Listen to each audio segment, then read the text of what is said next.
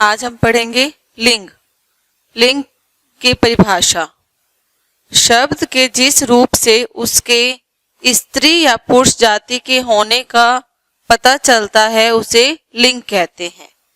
जैसे कि हमारे पास कोई भी शब्द होता है, जैसे कि कोई भी शब्द लड़का हो गया, सेठानी होगी, कोई भी शब्द होता है तो उसके रूप से उसके क्या है कि हम स्त्री या पुरुष कि वो शब्द जो है वो हमारा स्त्री जाति को प्रकट कर रहा है या पुरुष, उसके बारे में पता चलता है, उसे हम क्या कहते हैं? लिंग। जैसे कि लड़का सेठानी, तो जो ये लड़का सेठानी ये शब्द हमारे क्या हैं? लिंग। आगे लिंग के दो भेद होते हैं, एक होता है पुल्लिंग, एक होता है स्त्रीलिंग। पुल्लिंग शब्द के जिस रूप से पुरुष जाति के होने का बोध हो, यानी कि जिससे पुरुष जाति का बोध हो, उसे हम क्या कहते हैं? पुल्लिंग। जैसे कि हमारे पास एक शब्द आ जाता है मोर, तो मोर शब्द जो है हमारा क्या है? पुल्लिंग है।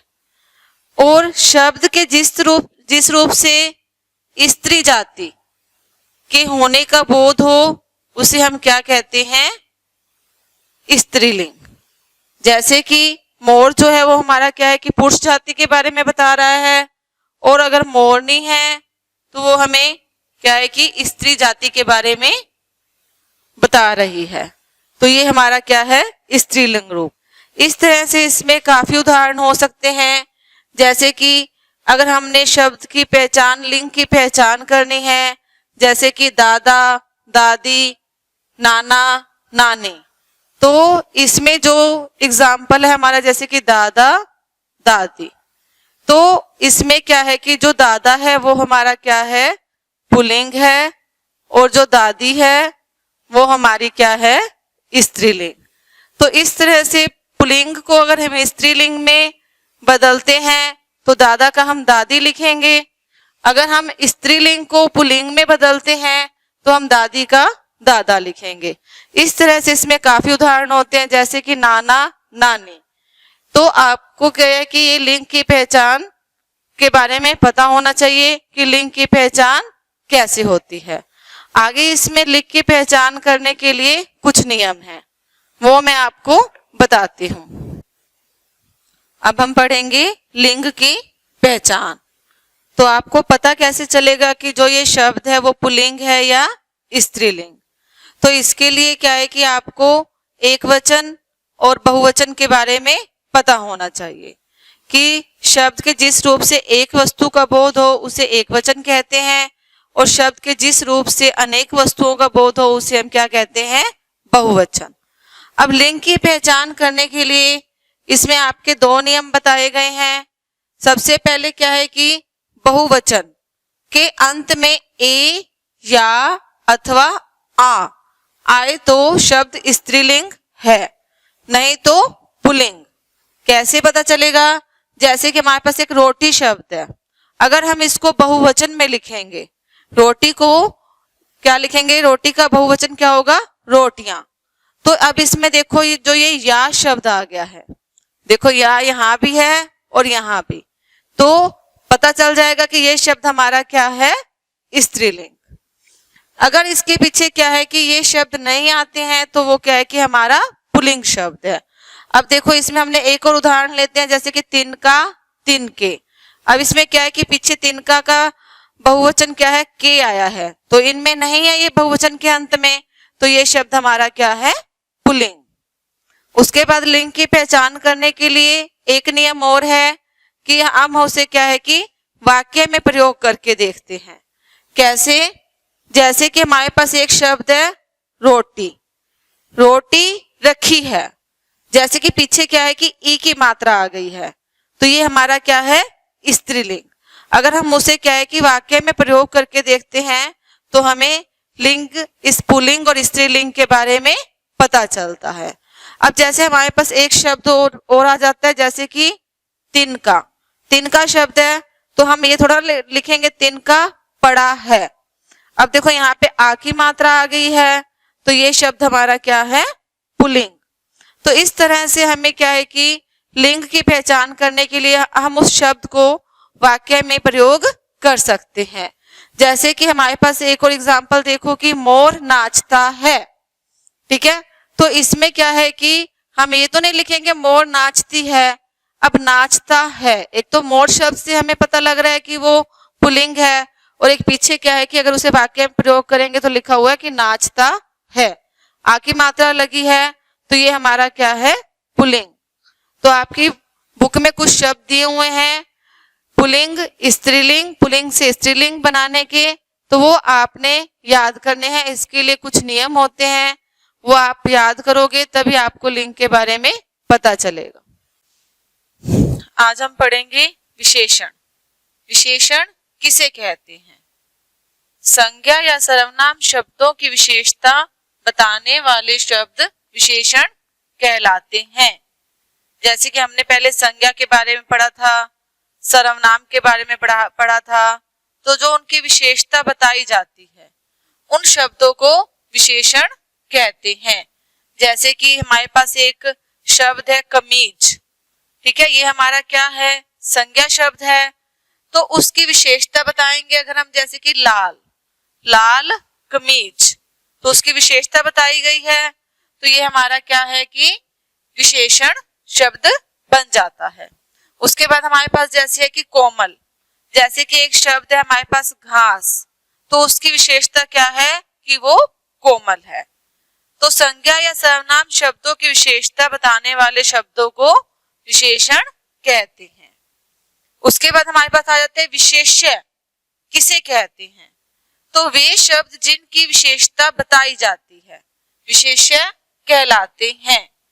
जैसे कि हमारे पास एक शब्द है काला घोड़ा, तो इसमें जो वे शब्द जिनकी विशेषता, जैसे कि घोड़ा शब्द है, ठीक है, इसकी क्या विशेषता है कि वो काले रंग का है, तो काला शब्द है वो हमारा क्या है, विशेषण, और जो घोड़ा शब्द है ये हमारा क्या है, विशेष्य। तो हमने अभी क्या पढ़ा कि विशेषण किसे कहते हैं और विशेष्य किसे कहते हैं। उसके बाद हम इसके पढ़ेंगे भेद। विशेषण के 4 भेद होते हैं, गुणवाचक विशेषण, परिमाणवाचक विशेषण, संख्यावाचक विशेषण, सार्वनामिक विशेषण। अब गुणवाचक विशेषण, जिस संज्ञा या शब्द से, संज्ञा या सर्वनाम शब्द से क्या है कि उसके गुण, दोष, आकार आदि का बोध हो, उसे हम क्या कहते हैं, गुणवाचक विशेषण।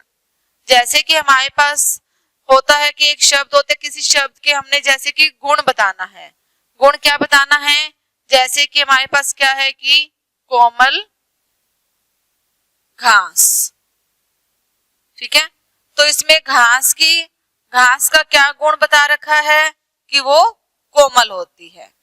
तो इस तरह से जो हमें गुण, दोष, आकार, अवस्था आदि का बोध कराए उसे हम क्या कहते हैं, गुणवाचक विशेषण। उसके बाद हमारे पास आ जाता है परिमाणवाचक विशेषण।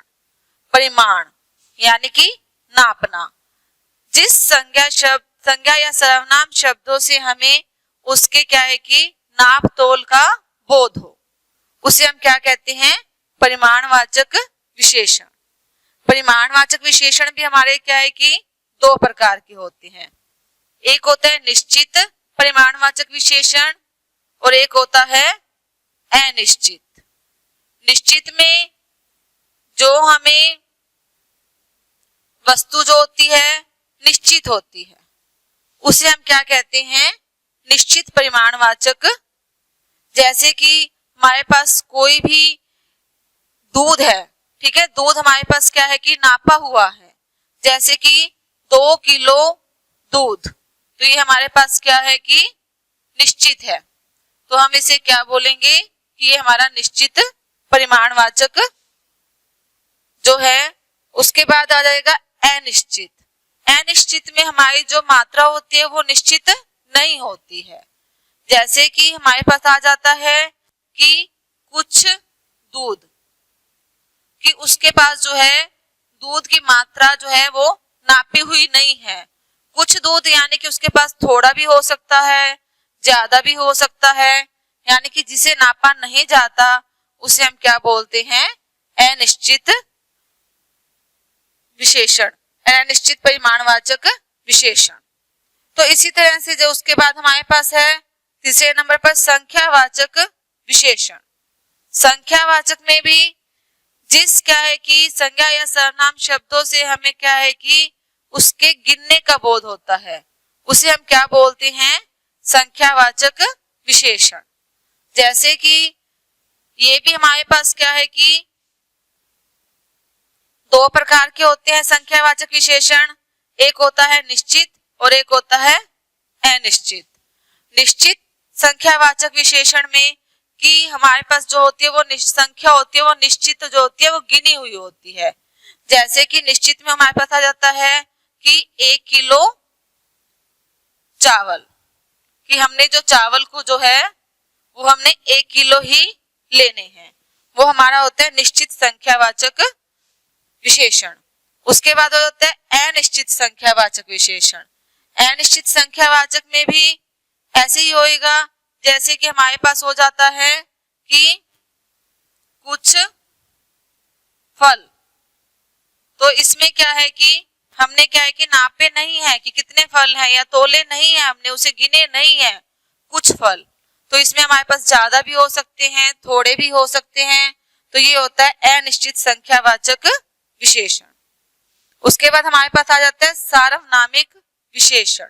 सार्वनामिक विशेषण वो होता है जो संज्ञा शब्द से पहले प्रयोग किया जाता है। जैसे कि यह, वह, तो इसमें हमारा उदाहरण क्या आ सकता है? जैसे कि एक जो संज्ञा शब्द हमारे पास क्या है? जैसे कि महल, तो उससे पहले हम इसका सार्वनामिक विशेषण का प्रयोग करते हैं।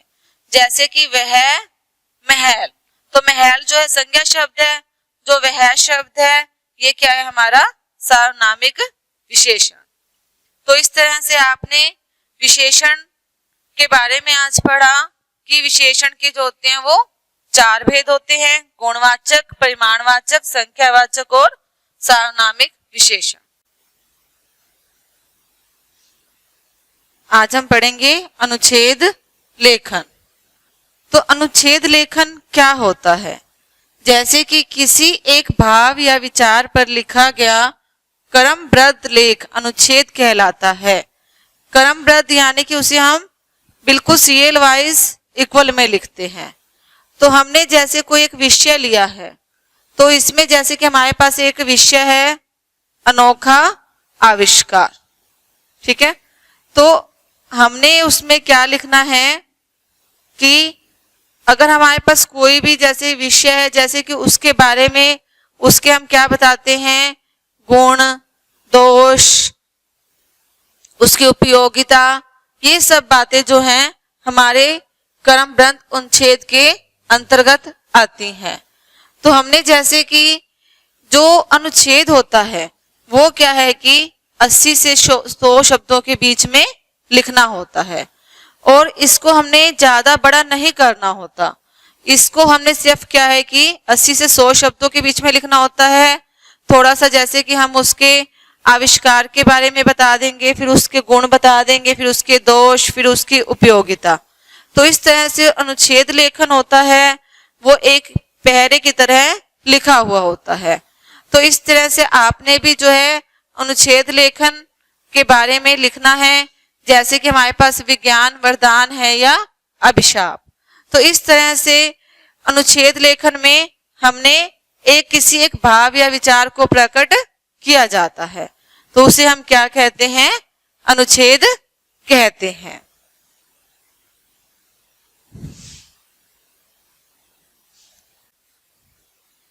आज हम पढ़ेंगे अनुच्छेद लेखन।